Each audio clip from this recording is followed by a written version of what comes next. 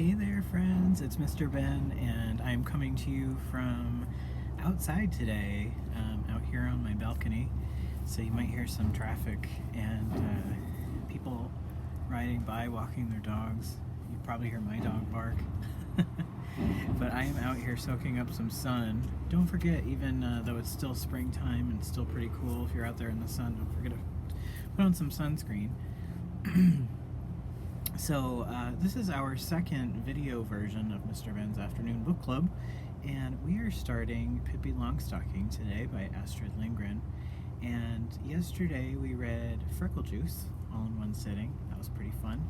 So I think this one might take us a few sittings. So I will probably read for about an hour or so today. So let's get started. This is Pippi Longstocking by Astrid Lindgren.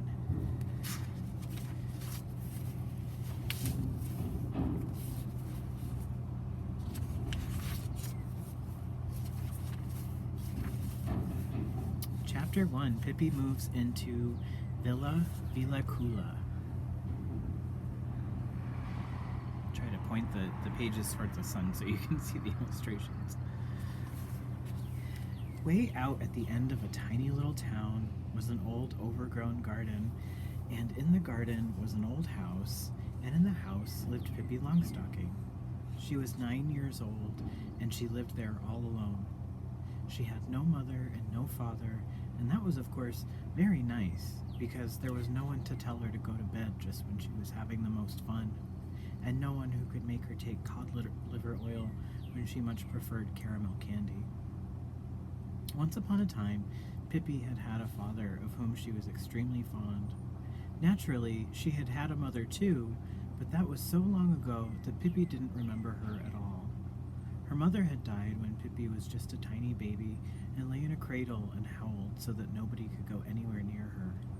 Pippi was sure that her mother was now up in heaven, watching her little girl through a peephole in the sky, and Pippi often waved up at her and called, "Don't you worry about me, I'll always come out on top." Pippi had not forgotten her father.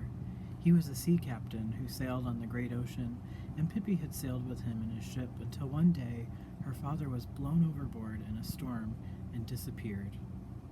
But Pippi was absolutely certain that he would come back. She would never believe that he had drowned.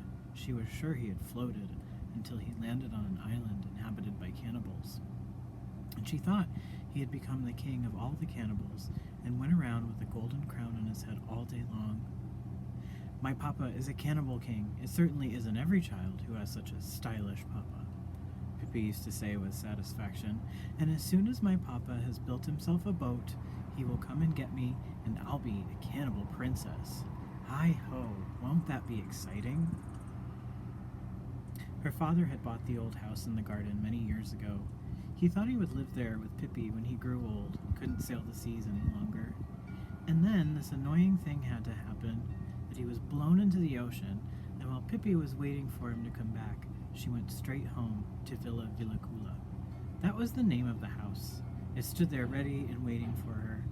One lovely summer evening, she had said goodbye to all the sailors on her father's boat. They were all fond of Pippi, and she of them. "So long, boys," she said, and kissed each one on the forehead. "Don't you worry about me. I'll always come out on top."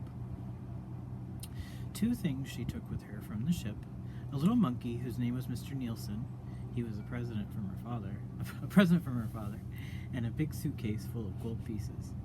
The sailors stood upon the deck and watched as long as they could see her. She walked straight ahead without looking back at all, with Mr. Nielsen on her shoulder and her suitcase in her hand. "A remarkable child," said one of the sailors, as Pippi disappeared in the distance. He was right. Pippi was indeed a remarkable child. The most remarkable thing about her was that she was so strong. She was so very strong that in the whole wide world there was not a single police officer as strong as she. Why, she could lift a whole horse if she wanted to, and she wanted to. She had a horse of her own that she had bought with one of her many gold pieces the day she came home to Villa Villacula. She had always longed for a horse, and now here he was, living on the porch.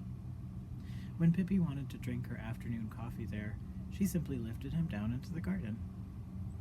Beside Villa Villacula was another garden and another house. In that house lived a father and mother and two charming children, a boy and a girl. The boy's name was Tommy and the girl's Annika. They were good, well brought up. What's up?